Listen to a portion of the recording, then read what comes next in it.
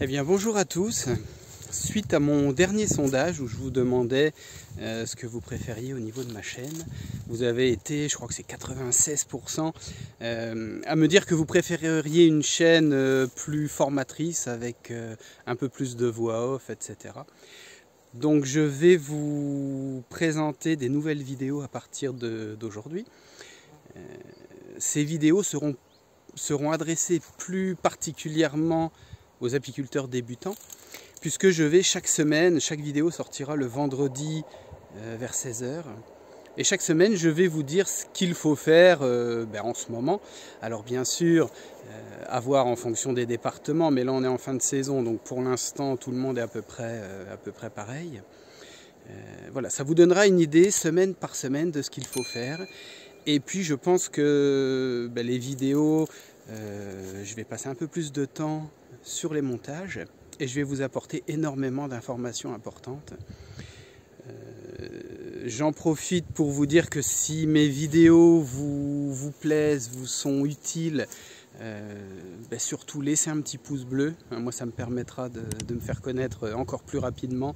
Partagez les vidéos qui vous plaisent sur vos réseaux sociaux, ça je vous dis un grand merci à tous d'avance. Et puis voilà, je fais mon maximum pour vous apporter des informations utiles et surtout à l'heure voulue. Et surtout en temps voulu. Voilà. Allez, je vous laisse regarder cette première vidéo. J'attends vos commentaires, surtout je voudrais vos remarques parce que s'il y a des choses qui ne vous plaisent pas dans ce nouveau type de vidéo, surtout signalez-le tout de suite, que je puisse m'adapter et rectifier le tir pour les vidéos suivantes. Allez, merci à tous. Dossier complet, qu'est-ce que la fausse teigne ? Tout d'abord, voici une fausse teigne adulte. Il s'agit en fait d'un papillon. Et voici la larve. On dirait un gros asticot qui se balade dans la ruche et tisse des fils. Tout démarre donc de ce papillon qui pond sur la cire. Au début, rien de bien méchant. Mais au bout de quelques semaines, cela donne ça. Les cadres sont remplis de filaments comme des toiles d'araignée. Et il y a des dizaines de larves qui dévorent le couvain et le pollen. Avant d'en arriver là, il y a des signes dans vos ruches. On voit des fils entre les cadres et on voit aussi quelques papillons. Puis, au-dessus des cadres, des cocons commencent à apparaître qui donneront naissance aux fameux asticots, les larves. La ruche que je vous montre en ce moment est vide d'abeilles depuis 2 mois et le champ est donc libre pour les fausses teignes. Vous pouvez voir les dégâts qu'elles font puisque les cadres sont entièrement dévorés, cire, pollen, il ne reste plus rien que des filaments. Pour une ruche infectée à ce point, la seule solution est de brûler les cadres et de passer la ruche au chalumeau pour détruire les œufs qui se logent dans le bois. Si une colonie d'abeilles avait été présente dans cette ruche, la fausse teigne ne se serait pas développée autant, car les abeilles savent gérer. Enfin, presque toutes les abeilles. Je vous entends déjà me demander, mais que faut-il faire pour aider les abeilles ? Les visites régulières vous permettront de voir si des papillons sont présents dans la ruche. Si c'est le cas, votre ruche est faible ou ne sait pas se défendre.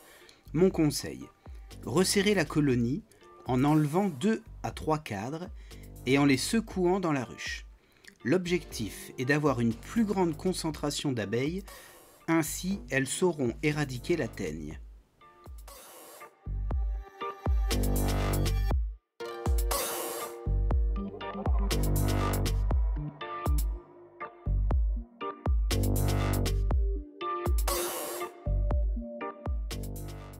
Puis, il y a les colonies qui ne sont pas du tout dérangées par la fausse teigne et qui emménagent même dans une ruche envahie et qui arrivent à faire reculer la teigne.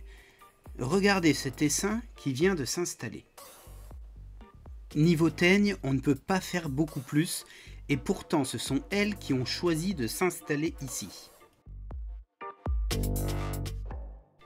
Mais comment faire ?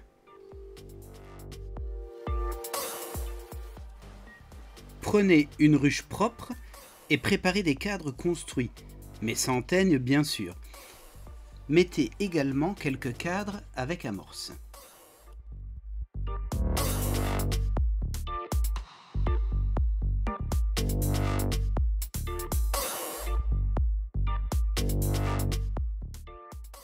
Enlevez ensuite les cadres qui sont envahis de fausses teignes.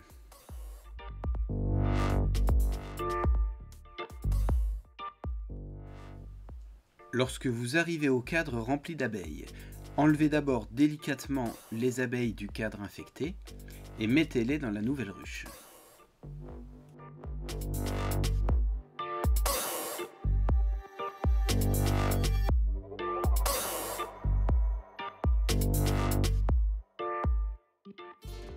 Les cadres contenant le plus d'abeilles seront juste grattés pour enlever le maximum de cocon sur le bois du cadre.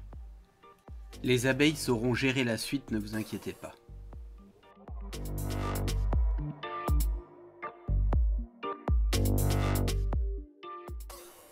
Vous venez de sauver votre colonie d'abeilles en enlevant 95% de la fausse teigne. La colonie, aussi faible soit-elle, saura venir à bout des larves restantes et pourra reprendre les choses en main. Maintenant, l'idéal est de ne pas avoir de fausses teignes lorsque vous stockez vos cadres bâtis, en particulier les hausses qui restent plusieurs mois sans aucune abeille. J'ai réalisé une vidéo qui vous explique comment stocker les hausses contre la fausse teigne. Voici le lien, je vous invite à la regarder et nous aurons fait le tour complet concernant la fausse teigne.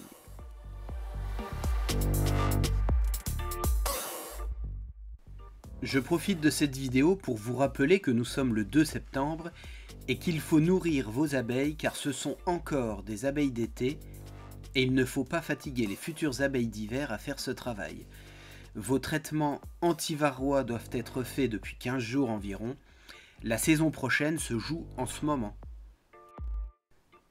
Pour ma part, je pèse les ruches, je vise 35 kg au 15 septembre, je nourris à raison de 5 litres par semaine et je note le poids avant nourrissage sur le toit de la ruche. Je vous invite à découvrir mes autres vidéos. Merci à tous et à bientôt. Bye.